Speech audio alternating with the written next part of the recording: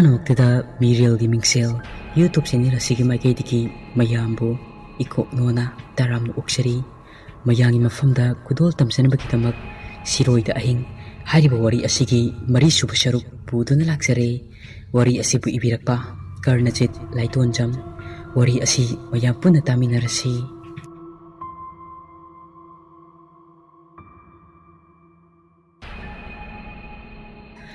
ꯊꯥꯏꯅ ꯃꯃꯥꯡꯉꯩꯗ ꯖꯤꯡꯇꯥꯏ ꯀꯥꯐꯨꯡ ꯍꯥꯏꯔꯤꯕ ꯃꯐꯝ ꯑꯁꯤꯗ ꯃꯤꯔꯣꯜ ꯀꯌꯥ ꯑꯃ ꯈꯨꯟꯗꯥ ꯂꯩꯇꯥꯗꯨꯅ ꯂꯩꯔꯝꯃꯤ꯫ ꯖꯤꯡꯇꯥꯏ ꯀꯥꯐꯨꯡ ꯁꯤꯔꯣꯏ ꯆꯤꯡꯒꯤ ꯈ꯭ꯋꯥꯏꯗꯒꯤ ꯋꯥꯡꯂꯕ ꯆꯤꯡꯌꯥꯒꯤ ꯅꯥꯄꯣꯝ ꯑꯃꯗ ꯂꯩꯕ ꯈꯨꯜ ꯑꯃꯅꯤ꯫ ꯈꯨꯟ ꯑꯁꯤꯒꯤ ꯊꯪꯅꯕꯗ ꯍꯣꯡꯃꯟ ꯀꯧꯕ ꯈꯨꯜ ꯃꯆꯥ ꯑꯃꯁꯨ ꯂꯩꯔꯝꯃꯤ꯫ ꯖꯤꯡꯇꯥꯏ ꯀꯥꯐꯨꯡ ꯍꯥꯏꯅꯤꯡꯉꯥꯏ ꯂꯩꯇꯅ ꯐꯖꯕ ꯈꯨꯜ ꯃꯆꯥ ꯑꯃꯅꯤ꯫ ꯈꯨꯜ ꯑꯁꯤꯗ ꯔꯣꯡꯉꯥꯏꯍꯩ ꯀꯧꯕ ꯂꯥꯏꯔꯦꯝꯕꯤ ꯑꯃꯁꯨ ꯈꯨꯟ ꯑꯁꯤꯕꯨ ꯉꯥꯛ ꯁꯦꯟꯗꯨꯅ ꯂꯩꯔꯝꯃꯤ꯫ ꯂꯥꯏꯔꯦꯝꯕꯤ ꯑꯁꯤꯒꯤ ꯃꯄꯥꯟꯗꯒꯤ ꯈꯨꯟ ꯑꯁꯤ ꯑꯋꯥꯠ ꯑꯄ ꯂꯩꯇꯅ ꯅꯨꯡꯉꯥꯏꯅ ꯄꯥꯟꯕ ꯉꯝꯂꯝꯃꯤ꯫ ꯍꯅꯨꯕꯤ ꯑꯗꯨ ꯉꯥꯏꯍꯥꯛ ꯂꯦꯞꯄꯤ꯫ ꯃꯍꯥꯛꯀꯤ ꯃꯁꯨꯅꯨꯄꯤ ꯑꯗꯨꯅ ꯍꯤꯗꯥꯛꯐꯨ ꯑꯃ ꯃꯅꯥꯛꯇ ꯄꯨꯁꯤꯜꯂꯛꯏ꯫ ꯍꯅꯨꯕꯤ ꯑꯗꯨ ꯇꯣꯡꯖꯩ ꯑꯗꯨ ꯄꯥꯏꯔꯒ ꯍꯤꯗꯥꯛ ꯑꯗꯨ ꯆꯤꯡꯂꯝꯃꯤ꯫ ꯑꯅꯤꯔꯛ ꯑꯍꯨꯝꯂꯛ ꯍꯤꯗꯥꯛ ꯑꯗꯨ ꯆꯤꯡꯂꯕ ꯃꯇꯨꯡ ꯋꯥꯔꯤ ꯑꯗꯨ ꯑꯃꯨꯛ ꯃꯈꯥ ꯇꯥꯔꯛꯏ꯫ ꯑꯗꯨꯕꯨ ꯃꯇꯝ ꯈꯔ ꯅꯨꯡꯉꯥꯏ ꯌꯥꯏꯐꯅ ꯄꯥꯜꯂꯝꯕ ꯈꯨꯜ ꯑꯁꯦ ꯃꯥꯡ ꯇꯥꯛꯅꯕꯒꯤ ꯃꯁꯛ ꯑꯃ ꯑꯣꯏꯔꯛꯏ꯫ ꯊꯪꯅꯕ ꯈꯨꯟꯁꯤꯡꯒ ꯌꯦꯡꯊꯤꯅꯕ ꯍꯦꯟꯒꯠꯂꯛꯏ꯫ ꯐꯨꯔꯨꯞ ꯃꯁꯦꯜ, ꯀꯥꯡꯂꯨꯞ ꯃꯁꯦꯜ ꯍꯥꯠꯅ ꯁꯨꯅꯕ ꯀꯌా ꯑꯃ ꯍꯧꯔꯛꯏ꯫ ꯀꯥꯝꯐꯥ ꯍꯣꯛꯃꯟ, ꯆꯩꯅꯥꯊꯩ, ꯃꯄꯥꯎ ꯊꯩꯄ, ꯇꯤꯉꯥꯍꯣꯡ, ꯂꯨꯡꯍꯣꯟ ꯈꯨꯟ ꯑꯁꯤ ꯆꯤꯡꯇꯥꯏꯒ ꯂꯣꯟꯅꯕ ꯈꯨꯟ ꯉꯥꯛꯇꯅꯤ꯫ ꯈꯨꯟ ꯑꯁꯤꯗ ꯂꯩꯔꯝꯕ ꯃꯤꯑꯣꯏꯁꯤꯡꯁꯨ ꯃꯊ꯭ꯋꯥꯏ ꯍꯤꯡꯅꯕꯒꯤꯗꯃꯛ ꯆꯦꯟꯅꯔꯝꯃꯤ꯫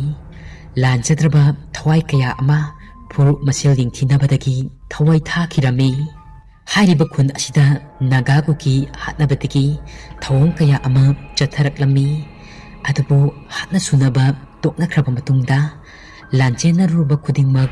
ꯈꯨꯟꯖꯥꯁꯤꯡ ꯑꯗꯨ ꯑꯃꯨꯛ ꯍꯜꯂꯛꯑꯗꯨꯅ ꯂꯩꯈꯤꯔꯝꯃꯤ꯫ ꯃꯇꯝ ꯈꯔ ꯑꯃꯨꯛ ꯏꯪꯅ ꯆꯤꯛꯅ ꯂꯩꯔꯨꯔꯕ ꯃꯇꯨꯡ ꯖꯄꯥꯟ ꯂꯥꯟ ꯃꯇꯝ ꯑꯣꯏꯔꯛꯏ꯫ ꯖꯄꯥꯅꯤꯁ ꯂꯥꯟꯃꯤ ꯀꯌꯥ ꯑꯃ ꯃꯈꯨꯠꯇ ꯅꯣꯡꯃꯩ ꯄꯥꯏꯗꯨꯅ ꯏꯪꯅ ꯆꯤꯛꯅ ꯂꯩꯖꯔꯝꯕ ꯈꯨꯟꯖꯥꯁꯤꯡꯒꯤ ꯃꯊꯛꯇ ꯂꯥꯟꯗꯥꯕ ꯍꯧꯔꯛꯏ꯫ ꯈꯨꯟꯖꯥ ꯑꯌꯥꯝꯕ ꯌꯨꯝ ꯃꯩ ꯆꯥꯛꯄ, ꯌꯨꯝ ꯃꯩ ꯊꯥꯕ ꯍꯧꯔꯛꯄꯗꯒꯤ ꯃꯌꯨꯝ ꯊꯥꯗꯣꯛꯇꯨꯅ ꯈꯨꯟ ꯆꯦꯟꯅꯕ ꯍꯧꯔꯛꯏ꯫ ꯖꯄꯥꯅꯤꯁ ꯂꯥꯟꯃꯤꯁꯤꯡ ꯑꯗꯨꯅ ꯂꯥꯟꯖꯗ꯭ꯔꯕ ꯃꯤꯑꯣꯏ ꯀꯌꯥ ꯑꯃ ꯍꯥꯠꯄ ꯍꯧꯔꯛꯂꯝꯃꯤ꯫ ꯏꯒꯤ ꯏꯈꯣꯡ ꯑꯣꯏꯔꯛꯂꯦ꯫ ꯈꯨꯟꯖꯥ ꯑꯌꯥꯝꯕ ꯃꯤꯄꯥꯏ ꯊꯄꯥꯏꯕ ꯍꯧꯔꯛꯂꯝꯃꯤ꯫ ꯃꯊ꯭ꯋꯥꯏ ꯍꯤꯡꯅꯕ ꯆꯦꯟꯅꯔꯝꯃꯤ꯫ ꯊꯪꯅꯕ ꯈꯨꯟ ꯌꯥꯡꯁꯝꯗ ꯆꯪꯖꯐꯝ ꯂꯧꯈꯤ꯫ ꯂꯥꯟ ꯂꯣꯏꯔꯕ ꯃꯇꯨꯡ ꯈꯨꯟꯖꯥꯁꯤꯡ ꯑꯗꯨ ꯑꯃꯨꯛ ꯍꯜꯂꯛꯇꯨꯅ ꯂꯩꯈꯤ꯫ ꯑꯗꯨꯕꯨ ꯈ꯭ꯋꯥꯏꯗꯒꯤ ꯉꯛꯂꯤꯕ ꯋꯥꯐꯝ ꯑꯃꯅ ꯈꯨꯟꯖꯥꯁꯤꯡ ꯑꯗꯨꯕꯨ ꯅꯩꯍꯠꯈꯤꯕ ꯖꯄꯥꯅꯤꯁ ꯂꯥꯟꯃꯤꯁꯤꯡ ꯑꯗꯨ ꯇꯨꯝꯅ ꯁꯤꯈꯤꯔꯝꯃꯤ꯫ ꯈꯨꯠꯂꯥꯏꯁꯨ ꯄꯥꯏꯔꯤꯕ ꯃꯈꯣꯏꯒꯤ ꯃꯊꯛꯇ ꯀꯅꯥꯅ ꯂꯃꯟ ꯈꯨꯝꯈꯤꯕ ꯍꯥꯏꯕ ꯑꯁꯦ ꯂꯥꯟꯆꯦꯟꯅꯔꯨꯔꯕ ꯈꯨꯟꯖꯥꯁꯤꯡ ꯑꯗꯨ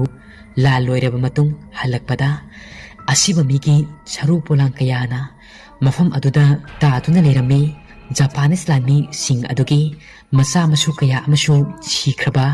ꯃꯄꯥ ꯃꯄꯨꯁꯤꯡꯒꯤ ꯈꯣꯡꯒꯨꯜ ꯂꯤꯕ ꯑꯃꯨꯛ ꯂꯥꯛꯈꯤꯔꯝꯃꯤ꯫ ꯃꯄꯥ ꯃꯄꯨꯁꯤꯡꯒꯤ ꯁꯔꯨ ꯄꯣꯂꯥꯡꯁꯤꯡ ꯑꯗꯨ ꯅꯝꯗ ꯄꯨꯗꯨꯅ ꯖꯄꯥꯅꯤꯁꯁꯤꯡ ꯑꯗꯨ ꯑꯃꯨꯛ ꯍꯟꯈꯤꯔꯝꯃꯤ꯫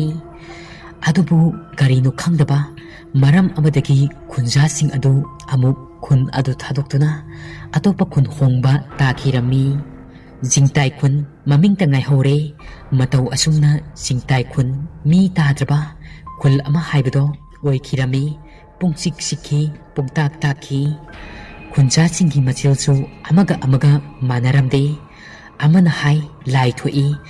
ꯑꯃꯅ ꯍꯥꯏ ꯑꯁꯤꯕꯒꯤ ꯊꯋꯥꯏ ꯀꯌꯥ ꯑꯃ ꯂꯩ, ꯃꯔꯝ ꯑꯁꯤꯅ ꯃꯈꯣꯏ ꯂꯩꯕ ꯉꯝꯗꯕꯗꯒꯤ ꯈꯨꯟ ꯊꯥꯗꯣꯛꯄ ꯇꯥꯈꯤ꯫ ꯉꯁꯥꯏꯗꯒꯤ ꯋꯥꯔꯤ ꯇꯥꯔꯤꯕ ꯃꯈꯣꯏ ꯑꯗꯨ ꯑꯗꯨꯃꯛ ꯇꯨꯃꯤꯟꯅ ꯂꯩꯔꯤ꯫ ꯅꯨꯡꯊꯤꯜꯗꯒꯤ ꯆꯨꯕ ꯅꯣꯡ ꯑꯗꯨꯁꯨ ꯂꯦꯞꯂꯝꯗꯦ꯫ ꯑꯁꯨꯝꯅ ꯅꯨꯃꯤꯗꯥꯡ ꯑꯗꯨ ꯑꯁꯨꯝ ꯊꯦꯡꯖꯤꯜꯂꯛꯇꯨꯅ ꯑꯍꯤꯡ ꯑꯣꯏꯔꯛꯀꯗꯧꯔꯦ꯫ ꯃꯈꯣꯏꯁꯤꯡ ꯑꯗꯨ ꯃꯐꯝ ꯆꯥꯅ ꯆꯥꯅ ꯍꯅꯨꯕꯤ ꯑꯗꯨꯒꯤ ꯌꯨꯝ ꯑꯗꯨꯗ ꯇꯨꯝꯅꯈ꯭ꯔꯦ꯫ ꯂꯨꯁꯤ ꯑꯗꯨ ꯇꯨꯝꯂꯝꯗꯥꯏꯗ ꯈꯜꯂꯝꯃꯤ, ꯍꯌꯦꯡ ꯀꯔꯤ ꯊꯣꯛꯂꯒꯗꯕ? ꯂꯤꯛꯂꯥꯏꯁꯨ ꯃꯊ꯭ꯋꯥꯏ ꯋꯥꯕꯅ ꯂꯣꯏꯔꯝꯃꯤ꯫ ꯑꯗꯨꯕꯨ ꯐꯪꯅꯕ ꯁꯣꯏꯗꯅ ꯊꯤꯒꯅꯤ ꯊꯥꯖꯔꯝꯃꯤ꯫ ꯑꯁꯨꯝꯅ ꯆꯤꯛꯂꯕ ꯑꯍꯤꯡ ꯑꯗꯨ ꯂꯦꯟꯈꯤꯔꯝꯃꯤ꯫ ꯕꯦꯀꯤꯗꯤ ꯃꯥꯅ ꯇꯥꯈꯤꯕ ꯋꯥꯔꯤ ꯁꯤꯡꯗꯨꯜ ꯃꯌꯥꯝ ꯑꯗꯨ ꯑꯗꯨꯃꯛ ꯅꯤꯡꯁꯤꯡꯗꯨꯅ ꯂꯩꯔꯝꯃꯤ꯫ ꯃꯪꯗꯐꯥꯎ ꯃꯪꯗꯕ ꯊꯧꯗꯣꯛ ꯀꯌꯥ ꯑꯃ ꯎꯆꯦꯛ ꯂꯥꯡꯃꯩꯔꯣꯡꯅ ꯃꯇꯦꯡ ꯄꯥꯡꯈꯤꯕꯁꯤꯡ ꯑꯗꯨ ꯈꯟꯖꯤꯜꯂꯨꯔꯒ ꯃꯁꯥꯗ ꯐꯩꯖꯨꯞꯇꯨꯅ ꯃꯃꯥꯏ ꯑꯗꯨ ꯈꯨꯝꯖꯤꯜꯂꯝꯃꯤ꯫ ꯃꯥꯒꯤ ꯋꯥꯈꯜꯗ ꯔꯥꯖꯨ ꯑꯗꯨ ꯆꯤꯡꯅꯨꯡ ꯃꯅꯨꯡꯗ ꯃꯇꯧ ꯀꯔꯝꯅ ꯃꯊꯟꯇ ꯂꯩꯔꯝꯒꯗꯕ ꯈꯜꯂꯨꯕꯗ ꯊꯋꯥꯏ ꯋꯥꯔꯝꯃꯤ꯫ ꯕꯤꯀꯤ ꯑꯣꯟꯅ ꯊꯣꯏꯅ ꯈꯜꯂꯕ ꯃꯇꯨꯡ ꯃꯥꯒꯤ ꯃꯐꯝꯗ ꯉꯁꯤꯒꯤ ꯅꯨꯃꯤꯠ ꯑꯁꯦ ꯆꯍꯤ ꯀꯌꯥꯒ ꯄꯥꯡꯀꯛ ꯑꯣꯏꯈꯤꯔꯝꯃꯤ꯫ ꯇꯨꯝꯊꯕ ꯁꯨꯡꯌꯥ ꯌꯥꯔꯝꯗꯦ꯫ ꯍꯌꯦꯡꯒꯤ ꯅꯨꯃꯤꯠꯇ ꯀꯔꯤ ꯊꯣꯛꯂꯛꯀꯗꯕ, ꯀꯔꯤ ꯑꯣꯏꯒꯗꯕ ꯈꯜꯂꯨꯕꯗ ꯃꯁꯥ ꯑꯗꯨ ꯋꯥꯕꯅ ꯂꯣꯏꯔꯦ꯫ ꯃꯥꯒꯤ ꯅꯥꯀꯟꯗ ꯇꯨꯝꯂꯤꯕ ꯁꯣꯅꯥꯃꯅꯤꯕꯨ ꯀꯧꯔꯝꯃꯤ ꯇꯞꯅ ꯅꯥꯀꯣꯡ ꯃꯌꯥ ꯑꯗꯨꯗ꯫ ꯕꯤꯀꯤꯅ "ꯇꯨꯝꯃꯕꯣ ꯚꯥꯏ?" ꯁꯣꯅꯥꯃꯅꯤꯅ "ꯇꯨꯝꯗ꯭ꯔꯤꯌꯦ ꯚꯥꯏ, ꯇꯨꯝꯊꯕꯒ ꯌꯥꯗꯦ ꯉꯁꯥꯏꯒꯤ ꯋꯥꯔꯤꯁꯤꯡ ꯑꯗꯨꯅ." ꯕꯤꯀꯤꯅ "ꯑꯩꯗꯤ ꯏꯇꯣꯟꯇꯔꯥ ꯍꯥꯏꯕꯨ ꯅꯪꯁꯨꯔꯥ? ꯋꯥꯔꯤꯁꯤꯡ ꯑꯗꯣ ꯅꯤꯡꯁꯤꯡꯂꯤꯕ꯭ꯔꯥ? ꯃꯍꯧꯁꯥ ꯅꯣꯡ ꯆꯨꯕꯁꯦ ꯇꯨꯝꯕ ꯅꯨꯡꯉꯥꯏꯕꯅꯤ, ꯑꯗꯨꯕꯨ ꯉꯁꯤꯗꯤ ꯚꯥꯏ ꯇꯨꯝꯅꯤꯡꯕꯒ ꯑꯃꯠꯇ ꯐꯥꯎꯗ꯭ꯔꯦ꯫ ꯍꯌꯦꯡ ꯑꯩꯈꯣꯏꯅ ꯇꯧꯒꯗꯣꯏꯕ ꯊꯦꯡꯅꯒꯗꯣꯏꯕꯁꯤꯡ ꯑꯁꯦ ꯑꯔꯥꯏꯕ ꯑꯃꯗꯤ ꯑꯣꯏꯔꯣꯏꯗꯧꯔꯤ." ꯕꯤꯀꯤꯅ "ꯚꯥꯏ ꯑꯩꯗꯤ ꯍꯧꯖꯤꯛꯇꯒꯤ ꯀꯤꯕꯅ ꯂꯣꯏꯔꯦ꯫ ꯂꯥꯏ ꯑꯗꯨꯗꯤ ꯍꯥꯏꯖꯔꯒ ꯌꯥꯏ, ꯑꯗꯨꯕꯨ ꯁꯤꯈ꯭ꯔꯕ ꯊꯋꯥꯏꯁꯤꯡ ꯑꯗꯨꯗꯤ..." ꯁꯣꯅꯥꯃꯅꯤꯅ ꯑꯃꯨꯛ ꯍꯥꯏꯔꯛꯏ꯫ "ꯚꯥꯏ ꯌꯥꯝꯅ ꯈꯟꯖꯤꯜꯂꯨꯔꯅꯨ." ꯕꯤꯀꯤꯅ "ꯍꯣꯏ ꯚꯥꯏ, ꯑꯩꯁꯨ ꯇꯨꯝꯊꯅꯕ ꯇꯧꯔꯒꯦ." ꯃꯇꯧ ꯑꯁꯨꯝꯅ ꯑꯍꯤꯡ ꯑꯗꯣ ꯍꯧꯈ꯭ꯔꯦ꯫ ꯑꯍꯤꯡ ꯑꯗꯨꯒꯤ ꯋꯥꯔꯤ ꯑꯗꯣ ꯂꯣꯏꯁꯤꯟꯈ꯭ꯔꯦ꯫ ꯃꯊꯪꯒꯤ ꯅꯨꯃꯤꯠꯇ ꯍꯅꯨꯕꯤ ꯑꯗꯨꯅ ꯃꯈꯣꯏꯒꯤ ꯃꯐꯝꯗ ꯄꯣꯠꯆꯪ ꯈꯔ ꯄꯤꯔꯝꯃꯤ, ꯑꯗꯨꯒ ꯃꯈꯣꯏꯅ ꯇꯧꯒꯗꯕ ꯊꯧꯔꯝ ꯀꯌꯥ ꯑꯃꯁꯨ ꯍꯅꯨꯕꯤ ꯑꯗꯨꯅ ꯃꯈꯣꯏꯒꯤ ꯃꯐꯝꯗ ꯆꯅꯝ ꯃꯔꯨ, ꯂꯥꯏꯇꯤꯟ ꯆꯪꯗꯅꯕ ꯃꯉꯛꯁꯝꯗ ꯆꯤꯡꯊ꯭ꯔꯥꯎ ꯄꯥꯝꯕꯤꯒꯤ ꯃꯔꯨꯅ ꯁꯥꯕ ꯂꯤꯛ ꯑꯃꯃꯝꯁꯨ ꯃꯈꯣꯏ ꯃꯔꯤꯃꯛꯇ ꯁꯤꯕꯤꯔꯝꯃꯤ꯫ ꯂꯨꯁꯤꯒꯤ ꯃꯐꯝꯗ ꯀꯨꯔꯥꯎ ꯑꯉꯧꯕ ꯁꯤꯡ ꯌꯥꯏꯉꯪ ꯄꯥꯝꯕꯤ, ꯑꯗꯨꯒ ꯑꯁꯣꯟꯕ ꯏꯁꯤꯡ ꯌꯥꯎꯕ ꯕꯣꯇꯜ ꯑꯃꯁꯨ ꯁꯤꯟꯅꯔꯝꯃꯤ꯫ ꯍꯅꯨꯕꯤ ꯑꯗꯨꯅ ꯃꯈꯣꯏꯁꯤꯡ ꯑꯗꯨꯗ ꯈꯨꯗꯣꯡꯊꯤꯕ ꯑꯃ ꯊꯦꯡꯅꯔꯛꯄ ꯃꯇꯝꯗ ꯇꯧꯒꯗꯕ ꯅꯤꯌꯣꯝꯁꯤꯡ ꯑꯗꯨꯁꯨ ꯇꯥꯛꯄꯤꯔꯝꯃꯤ꯫ ꯋꯥꯏꯅꯨ ꯀꯧꯕ ꯎꯆꯦꯛꯀꯤ ꯃꯆꯥ ꯑꯃꯁꯨ ꯍꯅꯨꯕꯤ ꯑꯗꯨꯅ ꯃꯈꯣꯏꯒꯤ ꯃꯐꯝꯗ ꯁꯤꯟꯅꯔꯝꯃꯤ꯫ ꯌꯥꯝꯅ ꯂꯨꯔꯕ ꯇꯉꯥꯏ ꯐꯗ꯭ꯔꯕ ꯃꯇꯥꯡꯗ ꯁꯤꯖꯤꯟꯅꯒꯗꯕꯅꯤ ꯍꯥꯏꯗꯨꯅ ꯁꯤꯟꯅꯔꯝꯃꯤ꯫ ꯍꯅꯨꯕꯤ ꯑꯗꯨꯕꯨ ꯃꯈꯣꯏ ꯃꯌꯥꯝ ꯆꯪꯗꯨꯅ ꯆꯠꯂꯝꯗꯥꯏ ꯃꯤꯀꯨꯞ ꯑꯗꯨꯗ ꯃꯈꯣꯡ ꯁꯣꯛꯅ ꯈꯣꯏꯔꯝꯂꯝꯃꯤ, ꯑꯗꯨꯒ ꯃꯈꯣꯏ ꯖꯤꯡꯇꯥꯏ ꯈꯨꯟ ꯆꯠꯅꯕꯒꯤꯗꯃꯛ ꯃꯐꯝ ꯑꯗꯨ ꯊꯥꯗꯣꯛꯂꯦ꯫ ꯂꯨꯁꯤꯗꯤ ꯖꯤꯡꯇꯥꯏ ꯈꯨꯟꯒꯤ ꯂꯝꯕꯤ ꯈꯪꯉꯤ, ꯑꯗꯨꯅ ꯍꯟꯗꯛꯀꯤ ꯈꯣꯡꯆꯠ ꯑꯁꯤꯗꯤ ꯃꯍꯥꯛꯅ ꯂꯝꯖꯤꯡꯒꯗꯧꯔꯤꯕꯅꯤ꯫ ꯑꯍꯤꯡ ꯂꯦꯞꯇꯅ ꯆꯨꯔꯛꯄ ꯅꯣꯡ ꯑꯗꯨꯁꯨ ꯍꯥꯡꯕꯒꯤ ꯃꯃꯤ ꯎꯔꯝꯗꯦ, ꯑꯗꯨꯃꯛ ꯂꯦꯞꯇꯅ ꯆꯨꯔꯝꯃꯤ꯫ ꯑꯌꯨꯛꯀꯤ ꯄꯨꯡ 9 ꯇꯥꯔꯛꯄ ꯑꯗꯨꯋꯥꯏꯗꯅꯤ ꯃꯈꯣꯏ ꯒꯥꯔꯤ ꯑꯗꯨ ꯊꯧꯗꯣꯔꯛꯂꯦ꯫ ꯖꯤꯡꯇꯥꯏ ꯈꯨꯟꯒꯤ ꯂꯝꯕꯤ ꯃꯥꯏꯀꯩ ꯄꯥꯡꯂꯛꯂꯦ꯫ ꯉꯁꯤꯒꯤ ꯒꯥꯔꯤ ꯑꯗꯨ ꯁꯣꯅꯥꯃꯅꯤꯅ ꯆꯤꯡ ꯂꯝꯕꯤ ꯑꯗꯨꯒꯤ ꯒꯨꯂꯥꯏꯁꯤꯡ ꯑꯗꯨꯕꯨ ꯀꯛꯇꯨꯅ ꯊꯧꯕ ꯍꯧꯔꯛꯂꯝꯃꯤ꯫ ꯒꯥꯔꯤ ꯑꯗꯨꯒꯤ ꯃꯃꯥꯡꯗ ꯂꯨꯁꯤ ꯐꯝꯃꯤ, ꯑꯇꯩꯅ ꯃꯅꯤꯡꯗ ꯐꯝꯃꯤ꯫ ꯍꯅꯨꯕꯤ ꯑꯗꯨꯅ ꯇꯣꯉꯥꯟꯅ ꯃꯌꯥꯝ ꯇꯨꯝꯅꯈ꯭ꯔꯕ ꯃꯇꯨꯡꯗ ꯑꯍꯤꯡ ꯑꯗꯨ ꯂꯨꯁꯤ ꯍꯧꯗꯣꯛꯇꯨꯅ ꯁꯥꯔꯛꯄ ꯋꯥꯔꯤ ꯑꯗꯨ ꯂꯨꯁꯤꯅ ꯅꯤꯡꯁꯤꯡꯂꯝꯃꯤ꯫ "ꯏꯁꯨ ꯏꯕꯦꯝꯃ, ꯅꯪꯒꯤ ꯅꯐꯝꯗ ꯏꯄꯦꯟꯅ ꯋꯥꯔꯤ ꯑꯃ ꯍꯥꯏꯒꯦ꯫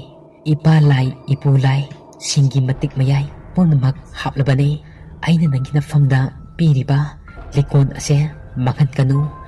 ꯂꯤꯛꯀꯣꯟ ꯑꯁꯤ ꯅꯁꯥꯒ ꯁꯨꯡꯊꯥ ꯊꯥꯗꯣꯛꯀꯅꯨ, ꯑꯗꯨꯒ ꯑꯩꯅ ꯄꯤꯔꯤꯕ ꯏꯔꯣꯏ ꯃꯆꯤ ꯑꯁꯤꯁꯨ ꯃꯥꯡꯍꯟꯕ ꯌꯥꯗꯦ꯫ ꯑꯁꯤꯅ ꯈꯨꯗꯣꯡꯊꯤꯕ ꯀꯌꯥꯗꯒꯤ ꯉꯥꯛꯊꯣꯛꯄ ꯉꯝꯒꯅꯤ꯫ ꯍꯟꯗꯛꯀꯤ ꯈꯣꯡꯆꯠ ꯑꯁꯤꯒꯤ ꯂꯨꯆꯤꯡ ꯄꯨꯔꯦꯟ ꯅꯪꯅ ꯑꯣꯏꯒꯗꯕꯅꯤ꯫ ꯅꯪꯅ ꯃꯥꯏ ꯄꯥꯛꯄ ꯑꯣꯏꯖꯔꯣ, ꯅꯄꯦꯟꯅ ꯊꯧꯖꯥꯟꯕꯤꯔꯕꯅꯤ." ꯂꯨꯁꯤꯗꯤ ꯃꯤꯄꯥꯏꯕ ꯀꯌꯥ ꯑꯃ ꯐꯥꯎꯔꯤ, ꯑꯔꯥꯏꯕ ꯈꯣꯡꯆꯠ ꯑꯃꯗꯤ ꯑꯣꯏꯔꯣꯏ ꯃꯁꯥꯗ ꯐꯥꯎꯈꯤꯔꯝꯃꯤ꯫ ꯑꯗꯨꯕꯨ ꯃꯥꯒꯤ ꯋꯥꯈꯜꯗ ꯑꯍꯜꯒꯤ ꯃꯇꯝ ꯑꯣꯏꯔꯕꯤ ꯍꯅꯨꯕꯤ ꯑꯗꯨꯅ ꯄꯤꯔꯛꯄ ꯄꯥꯎꯇꯥꯛꯁꯤꯡ ꯑꯗꯣ ꯐꯖꯅ ꯏꯟꯕ ꯇꯥꯔꯕꯗꯤ ꯃꯈꯣꯏꯅ ꯁꯣꯏꯗꯅ ꯔꯥꯖꯨꯕꯨ ꯊꯤꯕ ꯐꯪꯒꯅꯤ ꯆꯦꯠꯅ ꯊꯥꯖꯔꯝꯃꯤ꯫ ꯆꯦꯞꯂꯕ ꯆꯤꯡꯆꯦꯞꯀꯤ ꯂꯝꯕꯤ ꯑꯗꯨꯗ ꯒꯥꯔꯤ ꯑꯗꯨ ꯊꯧꯔꯤ꯫ ꯌꯦꯡꯊꯣꯛꯂꯨꯕꯗ ꯂꯨꯔꯕ ꯂꯣꯛꯅꯨꯡ ꯀꯌꯥ, ꯁꯣꯏꯗꯅ ꯈꯨꯖꯤꯟ ꯈꯨꯅꯥꯟꯊꯣꯛꯇ ꯒꯥꯔꯤ ꯊꯧꯕ ꯍꯩꯇ꯭ꯔꯕꯗꯤ ꯑꯦꯛꯁꯤꯗꯦꯟꯗꯤ ꯁꯣꯏꯗ꯭ꯔꯕꯅꯤ꯫ ꯑꯗꯨꯅ ꯁꯣꯅꯥꯃꯅꯤꯗꯣ ꯌꯥꯝꯅ ꯍꯩꯅ ꯑꯃꯗꯤ ꯆꯦꯛꯁꯤꯟꯅ ꯒꯥꯔꯤ ꯑꯗꯨ ꯊꯧꯔꯝꯃꯤ꯫ ꯒꯥꯔꯤ ꯃꯅꯨꯡꯗ ꯇꯣꯡꯂꯤꯕ ꯃꯈꯣꯏ ꯃꯌꯥꯝ ꯑꯗꯨ ꯖꯤꯡꯇꯥꯏ ꯈꯨꯜ ꯌꯧꯅꯤꯡꯕꯅ ꯂꯥꯡꯇꯛꯅꯔꯝꯃꯤ꯫ ꯑꯗꯨꯒ ꯃꯐꯝ ꯑꯗꯨ ꯌꯧꯔꯒ ꯒꯥꯔꯤ ꯊꯣꯛꯂꯒꯕ ꯈꯟꯕꯗ ꯀꯌꯥ ꯑꯃꯁꯨ ꯋꯥꯔꯝꯃꯤ꯫ ꯅꯣꯡꯁꯨ ꯆꯨꯕ ꯂꯦꯞꯂꯝꯗꯦ, thili thili adumak surami atia pumba lechil na musuk murami adubu gari aduda makhoi mayam adu wa khanarami madudi makhoi mayam du hek mafum adu yobaga chingtai chingsang na pom chatkadabani backpack pusi ten khandoksi tamba ngamde janaba thaknaba loina sinba langba loire hanandagi makhoi gari aduda haptuna puraklabane biki liklai isita parai hanba rajubu tekta kaidana mafum adudagi laururaga makhoi gi poknafam lamdam hankiba haibase asidani makhoi na khaliba ase phaniam sangna gari adu thorakpana shupna tangi jingtai khul yogadaba kilometer amakak tangaire nungsa machet ama fauba yaudrba atiyani ayuk nungthil amagi khetnaba laikhidre gari adu adumak tapna tapna singchep aduda thauri hairi balambi asi matam amadadi Burma gi border ga naknabana Burmese line mi kaya ama lan gi matam dadi mi yam satnarami adu pungasidi lambi ase sijanadre jingtai khul asi ngasidi mamingtagi mangaire haina jingtai khul yorakle ising khong ama chele ningaidana uwa mayam amashu isuk sukna hori nongsu adumak thili suri lepa kauba leiramde lam naga lapaga makhoi mayam adu masa soktharami hek yobaga gari aduda family koyeng yengi gari gumba raju si kudakta thiba fanglakadi phare gari gumba fangdaba matang thoklabadi aing ase singnung asida leklasi hainare khangaude makhoi mayam adu khanaba loibaga gari adudagi kumtharakle aduga chingnung aduda changnaba thorang pumba loire lusina hairei mayam adu yenglaga ipung khoi ita khoi ngasi ipena hairakpa singdo setna thagonabiyu thamoi nungda aikhoi punna satminasi aduna makiba ipungse soidana thiba fangani mayam adu lusina hairibadu tarame nonglak aduda lusina mang tharaga moi mayam adu tung inarami moi mayam adu tung inarami singnung aduda khonglambi macha amashu isong songna leirami lusi makutta paiba thangkhurgi aduna asangba napi amadi yetlamba uri wapal sing adu kakthalami makhoi atai singdu makutta chaingak oinaba u masagumba amadi makhoina lakpada purakpa masangak thokchanaba khutlai kharadi pairami kaujeng haro hari nongnang khongbagi khonjeldi maikai mari makta nilammi bekidi khara kiganbaga oibaga masa adu mafum adu yobada hanubi aduna lekhiba warising adu amuk tapna ningsingba horai ningsingba heli makai masada akiba kaya amashu henkal ami punsida ashumna amukta khalludaba punsida thokani haina khalludabane mang oiramadi kayada phakradaba bekigi machildagi khanga yairei esitana amuk bekina hairakliba adugi tum ina amuk hairei thok abama lakserajani mai leiduna senbadi yaroi pumnamak thengnaba tabani aikhoina rajubu soidana phangnaba thiba tai shuklaba umang adugi lambidi horakpada ngairi ashong manapi kaya ama magi thokpa yetnaduna leiriba uri upal kaya dugi marakta uriba khonglambi macha aduda laklammi nungju tha horakpaga tumit changu kaya amashu makhoigi marak aduda baiduna sanari karomdagino khangaude awang thangba chingmailong adudagi lamhoi mayam ama onchinaduna khongba horai numitchu ashum tapna tagidore khajik-khajikdagi ashum mamsilakle khangaude numit takhibadu makhuta torchlight amamamsu moina purakpa begsing adudagi lauthoknaduna pairami lamuising adu khongambadagi kappa manba amashu yaurakle singnung aduda numidang wairong orakpaga pumamamkhre makhoi masel fauba amaga unaraktre torchlight mangal aduna makhoigi pambai oiri lamuising aduna kappa horakpada lakminaribasing adu masada akiba kaya amashu hengalai ꯁꯨꯛꯂꯕ ꯆꯤꯡꯅꯨꯡ ꯑꯗꯨꯗ ꯃꯈꯣꯏ ꯑꯀꯤꯕꯅ ꯄꯤꯛ ꯊꯟꯈ꯭ꯔꯦ꯫ ꯁꯣꯡꯒ ꯁꯣꯡꯕꯅꯦ torch ꯂꯥꯏꯠꯇꯨꯒꯤ ꯃꯉꯥꯜꯗꯨꯅ ꯀꯥꯞꯄꯗ ꯀꯔꯤꯁꯨ ꯍꯦꯟꯅ ꯎꯕ ꯐꯪꯗꯦ꯫ ꯃꯥꯏꯀꯩ ꯃꯔꯤꯃꯛ ꯑꯃꯝꯕꯅ ꯄꯨꯡꯀꯣꯏ ꯀꯣꯏꯁꯤꯜꯂꯦ꯫ ꯃꯈꯣꯏꯕꯨ ꯂꯥꯡꯒꯣꯏ ꯆꯟꯒꯗꯕꯒꯤ ꯑꯃꯝꯕ ꯑꯗꯨꯅ ꯉꯥꯏꯔꯤꯕꯅꯤ꯫ ꯂꯨꯁꯤ ꯑꯃꯝꯕ ꯃꯔꯛ ꯑꯗꯨꯗ ꯃꯥꯡ ꯊꯥꯗꯨꯅ ꯆꯠꯂꯤ꯫ ꯃꯈꯣꯏ ꯃꯌꯥꯝ ꯑꯗꯨꯁꯨ ꯂꯨꯁꯤꯒꯤ ꯃꯇꯨꯡ ꯏꯜꯂꯤ꯫ ꯂꯥꯞꯅ ꯇꯥꯔꯝꯕ ꯂꯝꯍꯨꯏꯁꯤꯡꯒꯤ ꯈꯣꯟꯖꯦꯜ ꯑꯗꯨꯅ ꯀꯞꯄ ꯑꯃꯁꯨꯡ ꯈꯣꯡꯕꯒꯤ ꯈꯣꯟꯖꯦꯜꯁꯤꯡ ꯑꯗꯨꯁꯨ ꯑꯁꯨꯝ ꯅꯛꯁꯤꯜꯂꯛꯂꯝꯃꯤ꯫ ꯑꯃꯝꯕ ꯃꯔꯛ ꯑꯗꯨꯗ ꯖꯧ ꯖꯧ ꯂꯥꯎꯕ ꯀꯔꯤꯒꯨꯝꯕ ꯈꯨꯠ ꯃꯥꯟꯕ ꯑꯃꯅ ꯕꯤꯀꯤꯒꯤ ꯈꯣꯡꯗ ꯇꯥꯛ ꯂꯥꯎꯅ ꯄꯥꯏꯔꯛꯏ꯫ ꯕꯤꯀꯤ ꯃꯁꯥ ꯑꯗꯨ ꯈꯪꯄ꯭ꯔꯦꯛ ꯈꯪꯏ꯫ ꯃꯁꯥꯗ ꯍꯩꯅꯗꯕ ꯀꯌꯥ ꯑꯃꯁꯨ ꯐꯥꯎꯔꯝꯃꯤ꯫ ꯈꯨꯗꯛ ꯑꯗꯨꯗ "ꯏꯃꯥ!" ꯍꯥꯏꯅ ꯈꯪꯂꯥꯎ ꯂꯥꯎꯔꯛꯏ꯫ ꯃꯌꯥꯝ ꯑꯗꯨ ꯃꯉꯣꯟꯗ ꯑꯣꯟꯁꯤꯟꯅꯗꯨꯅ ꯌꯦꯡꯏ꯫ ꯇꯣꯔꯆ ꯂꯥꯏꯠꯁꯤꯡ ꯑꯗꯨꯁꯨ ꯃꯉꯣꯟꯗ ꯀꯥꯞꯁꯤꯜꯂꯤ꯫ ꯕꯤꯀꯤꯁꯨ ꯃꯈꯨꯠꯇ ꯄꯥꯏꯔꯤꯕ ꯇꯣꯔꯆ ꯂꯥꯏꯠ ꯑꯗꯨꯅ ꯃꯈꯣꯡꯗ ꯀꯥꯞꯁꯤꯜꯂꯤ꯫ ꯃꯤꯀꯨꯞ ꯈꯔꯒꯤ ꯃꯃꯥꯡꯗ ꯃꯥꯒꯤ ꯃꯈꯣꯡꯗ ꯀꯅꯥꯒꯨꯝꯕ ꯑꯃꯅ ꯄꯥꯏꯔꯛꯈꯤꯕꯗꯨ ꯕꯤꯀꯤꯅ ꯌꯥꯝ ꯄꯥꯈꯠꯅ ꯍꯥꯏꯔꯛꯏ꯫ "ꯚꯥꯏ, ꯍꯧꯖꯤꯛꯇ ꯀꯔꯤꯅꯣ ꯈꯪꯗꯕ ꯖꯧ ꯖꯧ ꯂꯥꯎꯕ ꯈꯨꯠꯁꯨ ꯃꯥꯟꯕꯒꯨꯝ ꯇꯧꯕ ꯑꯃꯅ ꯑꯩꯒꯤ ꯈꯣꯡ ꯑꯁꯤꯗ ꯇꯥꯞ ꯂꯥꯎꯅ ꯄꯥꯏꯔꯛꯏ." ꯁꯣꯅꯥꯃꯅꯤꯅ ꯑꯃꯨꯛ ꯍꯥꯏꯔꯛꯏ꯫ "ꯑꯗꯨꯒꯤꯕꯨ ꯑꯗꯨ ꯌꯥꯝꯅ ꯀꯟꯅ ꯂꯥꯎꯕ꯭ꯔꯣ?" ꯏꯁꯤꯇꯥꯅ ꯑꯃꯨꯛ ꯍꯥꯏꯔꯛꯏ꯫ "ꯚꯨꯠ ꯑꯣꯏꯔꯖꯥꯠꯂꯣ ꯅꯠꯇ꯭ꯔꯒꯅ ꯂꯥꯏ? ꯉꯁꯥꯏ ꯏꯕꯦꯟ ꯍꯥꯏꯔꯛꯄꯗꯣ ꯑꯩꯈꯣꯏ ꯏꯁꯥꯗ ꯂꯥꯏ ꯇꯤꯟ ꯆꯪꯗꯅꯕ ꯀꯔꯤ ꯀꯔꯤꯅꯣ ꯈꯔꯗꯤ ꯁꯤꯖꯤꯟꯅꯁꯦ." ꯂꯨꯁꯤꯅ ꯑꯃꯨꯛ ꯃꯈꯣꯏꯅ ꯄꯥꯈꯠꯄꯗꯨ ꯎꯕꯗ ꯑꯁꯨꯝꯅ ꯍꯥꯏꯔꯛꯏ꯫ "ꯏꯄꯨꯡꯈꯣꯏ, ꯏꯇꯥꯈꯣꯏ, ꯏꯕꯦꯟꯅ ꯍꯥꯏꯕꯗꯣ ꯅꯤꯡꯁꯤꯡꯁꯤ꯫ ꯍꯧꯖꯤꯛꯇꯤ ꯅꯨꯃꯤꯗꯥꯡꯒ ꯑꯣꯏꯁꯤꯜꯂꯛꯄꯒ ꯈꯨꯗꯣꯡ ꯊꯤꯅꯤꯡꯉꯥꯏꯅꯤ." ꯄꯥꯔꯩꯍꯟꯕꯅ ꯑꯃꯨꯛ ꯍꯥꯏꯔꯛꯏ꯫ "ꯆꯨꯝꯃꯦ ꯂꯨꯁꯤ, ꯑꯩꯈꯣꯏ ꯄꯨꯟꯅ ꯆꯦꯛꯁꯤꯟꯕ ꯃꯊꯧ ꯇꯥꯏ꯫ ꯑꯗꯨꯕꯨ ꯍꯧꯖꯤꯛ ꯑꯩꯈꯣꯏꯒꯤ ꯃꯥꯡꯗ ꯇꯥꯔꯒ ꯂꯩꯔꯤꯕ ꯋꯥꯐꯝ ꯑꯃꯅ ꯍꯧꯖꯤꯛ ꯅꯨꯃꯤꯗꯥꯡ ꯑꯁꯤꯗ ꯔꯥꯖꯨꯕꯨ ꯊꯤꯕ ꯍꯥꯏꯕꯁꯦ ꯑꯣꯏꯊꯣꯛꯇꯕꯅꯤ꯫ ꯑꯩꯅ ꯍꯥꯏꯖꯔꯤꯕ ꯑꯁꯦ ꯃꯥꯕꯨ ꯊꯤꯅꯤꯡꯗꯕꯒꯤ ꯋꯥꯐꯝꯗꯤ ꯅꯠꯇꯦ꯫ ꯈꯨꯗꯣꯡ ꯆꯥꯒꯗꯕ ꯃꯥꯟꯗꯦ ꯑꯗꯨꯒꯤ ꯍꯥꯏꯖꯕꯅꯤ꯫ ꯂꯝꯕꯤꯅ ꯀꯗꯣꯝꯗ ꯆꯠꯂꯒ ꯀꯔꯤ ꯂꯩꯔꯝꯒꯗꯕ ꯍꯥꯏꯕꯁꯨ ꯑꯩꯈꯣꯏ ꯑꯃꯠꯇ ꯈꯪꯕ ꯉꯝꯕ ꯅꯠꯇꯦ." ꯂꯨꯁꯤꯅ ꯑꯃꯨꯛ ꯍꯥꯏꯔꯛꯏ꯫ "ꯏꯕꯨꯡꯅ ꯍꯥꯏꯔꯤꯕꯁꯦ ꯌꯥꯝꯅ ꯆꯨꯝꯕ ꯋꯥꯐꯝꯅꯤ꯫ ꯍꯧꯖꯤꯛ ꯃꯥꯏꯀꯩ ꯄꯨꯝꯕ ꯑꯁꯦ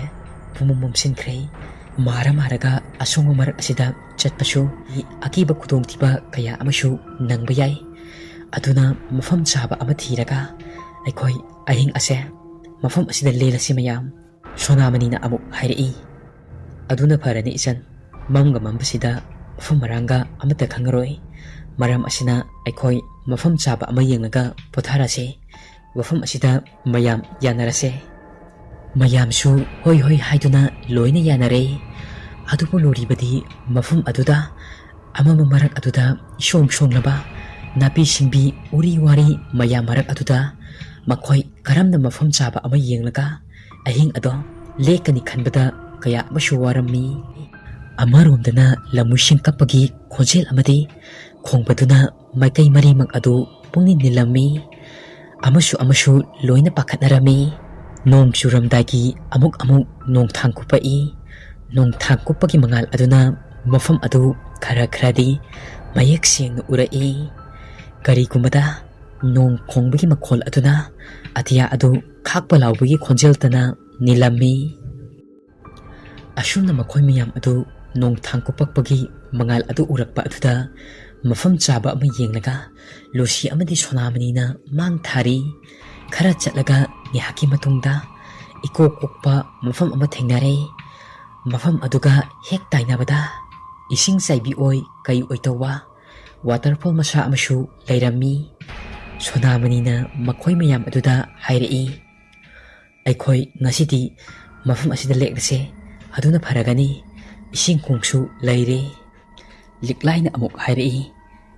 "ꯁꯤꯅ ꯍꯦꯟꯅ ꯐꯔꯅꯤ꯫ ꯇꯦꯟꯁꯤꯡꯗꯣ ꯈꯟꯗꯣꯛꯅꯕ ꯇꯧꯔꯁꯦ꯫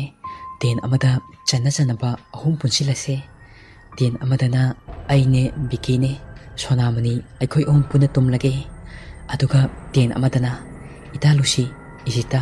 ꯄꯥꯔꯩꯍꯟꯕ ꯅꯈꯣꯏ ꯄꯨꯜꯂꯨꯀꯣ꯫ ꯃꯊꯟꯇ ꯅꯥꯏꯇꯣꯝ ꯇꯥꯕꯒꯤ ꯊꯕꯛ ꯑꯁꯦ ꯇꯧꯔꯔꯣꯏꯁꯦ ꯍꯟꯗꯛꯇꯤ꯫ ꯈꯝ ꯊꯦꯡꯅ ꯆꯤꯡꯅꯨꯡ ꯍꯥꯏꯕꯗꯨ ꯑꯣꯏꯔꯕꯅꯤ." ꯕꯤꯀꯤꯅ ꯑꯃꯨꯛ ꯍꯥꯏꯔꯛꯏ꯫ "ꯑꯩꯈꯣꯏ ꯃꯌꯥꯝꯅ ꯇꯧꯔꯤꯁꯦ ꯄꯨꯔꯥ ꯐꯤꯂꯝꯒ ꯃꯥꯟꯗ꯭ꯔꯣ?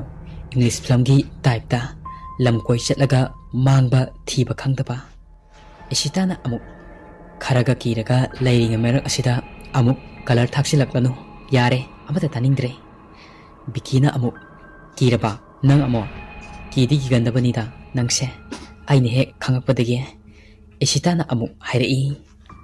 adubu matangsidadi yaroi habani aidi kirabani ngasaidagi Evil Dead ki film do yamna ningsingae Liklaina amuk saungna hairei yare he nakhoi anishu matangsida yan sanadre phagiga tumina leinarase makhoi candle makhet ka yaudro ten manungda thalase Bikina amuk hairei matangsida maira paibi ima iben singdo ningsingai makhoina paiba usan maira do khangpai painingai adu oirabadi lightin ka amata changoi maibul adu uwada parai hamana amuk hairei ado phagisu phagini matangsi yaurabadi kharasu serious oinase nakhoi ani theforo numidangi pung tare tare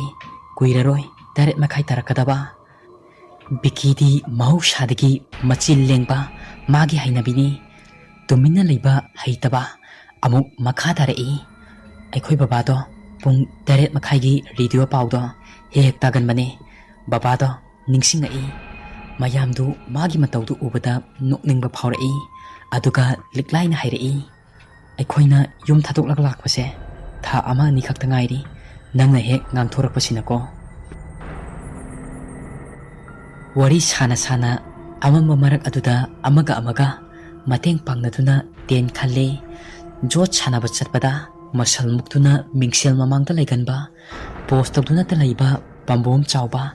masa phaba pare hanba yaurambana arumba pot makhaidi magi backpack tuda hapga purakpana makhoi kharadi singnung asida safari bane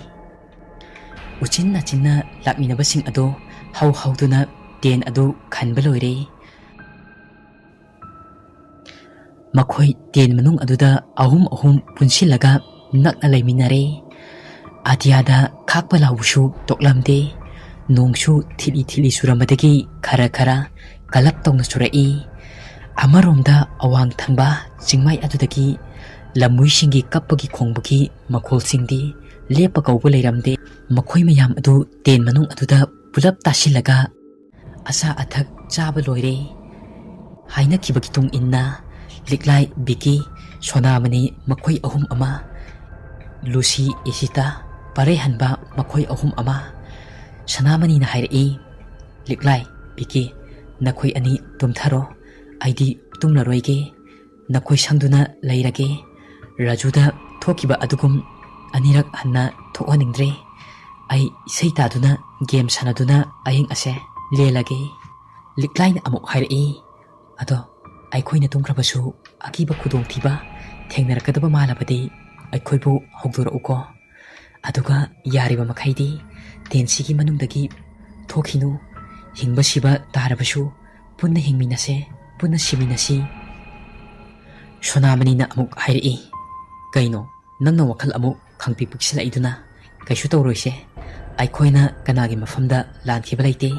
amam angan khairiba aikhoigi mathakta Wayal piriba mapu amusu lairi aikhoi taibang semba mapu bu setna thajasi liklaina hairei thawdoksing asigi horakphamdi aina lalubadagi aina lamhelubadagi thokliba thawdoksing ngaktani Sonamani na amuk hairei adumna hainu lusina taradi nungairaroi liklai do kayadi kapandabane adubu ngasidi mahak mapukning yamna nungsirei mitludagi pisu sentarei aduga amuk tapna hairei amabu oire pumnamaki horpamdi ainani numit kayani de sure aikhoina lerlibase aduga amuksu karigumba thokliba thawdoksingi maramda Rajugi baba mamana khangkiba thoklabadi aikhoi kari oigani aingonda kari oirakadaba asi khalubada ai ngihakta pothaba ngamde Bikisu makhoi anina sanariba wari adu tasilaga yamna nungaijaramde Bikina to liklai aikhoi mayam lairisidi Raju bu soidana phangba ngamgani adugi saruk awa ana tabidaba chetna pukningda ishormagi mafamdagi nijasi Asumna makhoi ahum ado wari saba yaba khara sarba matung Becky ga liklai gadi tumthakre aduga Sonamani di isai targa phambaga leiri ten adugi manungda candle ama thali ani suba ten adudadi isita Lucy di tumthakre adubu parai hanbadi tumthaba yaramde masu hippaga leiri pikhraba ten adugi manungda chanaba loina adjust tawduna leiri bani makhoi ten adudasu candle ama adumak thali nongsu adum mayai oirap oina kanna churi lamhui khonglamba kaplamba makholsing adusu tapna adumak tam khirami adubu marak tadi amuksu khongai